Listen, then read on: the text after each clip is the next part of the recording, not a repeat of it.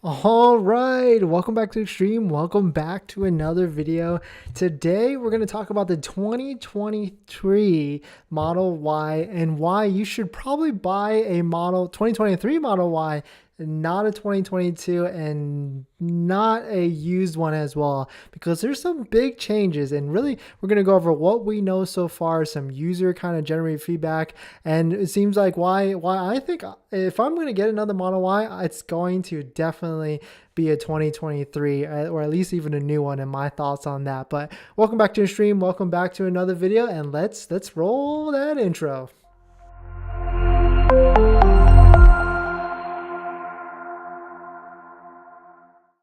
Welcome back to the stream. My name is Dennis. If you're new here, I love talking about Tesla hacking, as I like to call it, but basically just getting the best deal on a Tesla or selling your Tesla at the best possible price or getting good financing rates. So if you're interested in any of that, please hit that subscribe.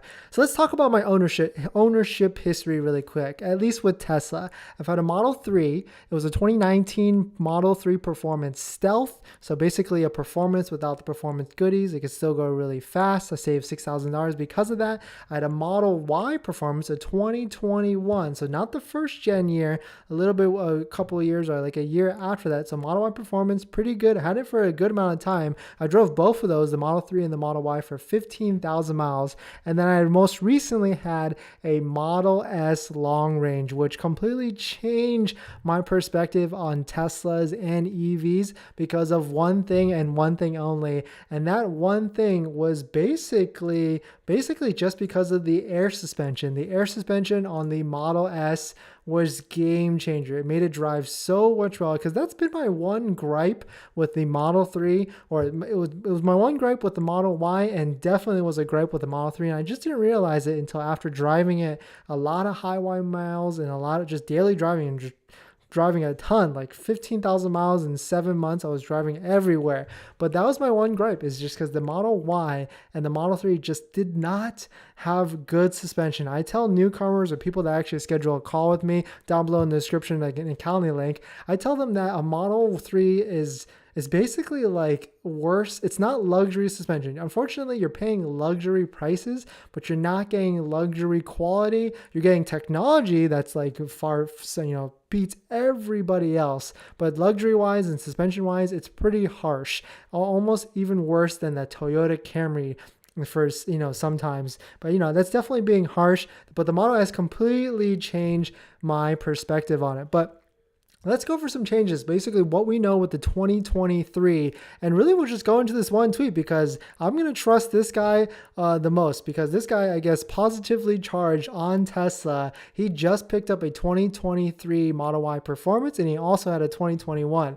And so the first thing that he said was vastly better suspension. Of course, we know this already. There's a new comfort suspension, new springs or shocks or whatever, and a lot of people have been reporting that the suspension is way better than the past. I think Ryan Shaw also picked up a Model Y long range recently, and he said the suspension is much better. So that gets me pretty excited because I had two Teslas on order. They both were deleted because I got banned, but now it gets me more excited because I want to try and get into another Tesla Model Y, possibly after I test drive the suspension and all that stuff. A couple of interesting things, like parking to drive transition is quiet. That's when you go from like park to drive, of course, with the shift knob or the drive stalk. And before in the past, it would make like a noise, like a, but now I guess it doesn't anymore. Better sound system. I'm not too exactly sure on that because it's probably very similar, and I haven't seen anything else on that, but way better build quality, very premium. That I don't know if, that's probably just a constant improving thing for Tesla, because the 2021 Tesla Model Y that I had was way better quality than the 2019 Model 3. So that just goes to show that's just ever improving with Tesla. And I believe it, actually, that Tesla is just getting better and better with build quality. But at the end of the day, unfortunately, it's still not as good as luxury quality. Steering wheel is better. It's heated. That was already a thing. Better handling turns. I'm not exactly sure on that. And then I did actually comment, because the Tesla Model Y has pretty bad turn radius, like U-turn radius compared to other cars. From what I've experienced, and I've driven a lot of BMWs, Toyotas, Hondas, and stuff like that, and those just felt like it was just a better U-turn radius. So I asked him, "What's the turn radius?" And then he said, or they said, unchanged. So unfortunately, just be prepared for that. If you have a Model Y on order and it's a 2023, or any Model Y or Model 3, the turning radius leaves something to be desired there. So definitely some super interesting stuff with the 2023. And and if you're interested on buying, or you have a pending order in the queue and you finally get a VIN, don't forget, you can actually tell what model year you actually are getting based upon the VIN. And it's simple, really. If you have an N in the 10th digit right here, give or take, then it's a 2022. And if you have a P in that same area, then it's a 2023. They skip O because O looks like 0 and all that stuff. And to think like there's 2023 Tesla Model Ys that are actually being delivered, but you gotta be careful because Tesla might still try and push you onto a 2022. And I actually had a viewer that recently just picked up a 2022, and Tesla already actually offered him a $2,000 discount to buy that 2022. So I would not take a 2022 unless it had some sort of discount. And of course, that one only had 60 miles on it. So definitely some super interesting stuff on that. But there's a ton. There's a ton of 2022s still available. So this is waiting for Tesla, a third-party aggregator site that if you've been watching the channel, you know I go to this site almost religiously at this point. But waiting for Tesla shows all the new Teslas available in the country, in the United States, that are unregistered. They could be demo like you're seeing on the screen here, but you will still be the first owner. And so you can see here, there's 235, but if we do Control F, there are also 2023s available for sale too. But why I'm showing you this website is because you got to be careful, because the majority of these are 2022 Tesla Model Ys. So you got to be careful and make sure that if Tesla is going to give you a vehicle, that it's a 2023 and not a 2022. Of course, with the 2023, the one thing that was kind of missing from this post is you do lose out on those sensors, those parking sensors.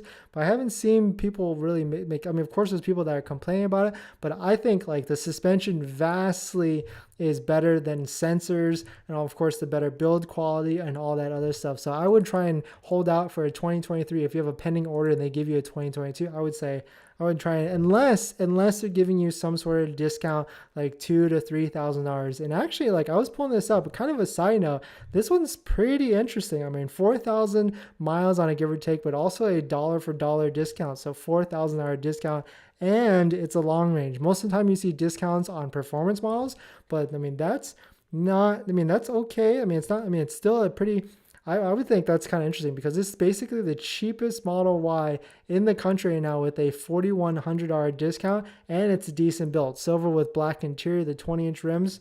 I mean, if you need a car right now, that might be the one for you. But definitely let me know you guys' thoughts. I want to make a video on the 2023, and really because of the new suspension, that is really forcing me to try, and it's tempting me to get back into another Tesla Model Y, and that's basically what we know so far. And I think I'm still gonna wait until January. I want to see what all the tax credit and all that stuff kind of shakes out and stuff like that, to see what will happen in the future, and if there's going to be any price adjustments, or if that standard range comes in on a lower price point. I mean, maybe that's what I go for. But thanks for watching this video. Please hit that like if you enjoy it, and I'll see you guys in the next one. See ya.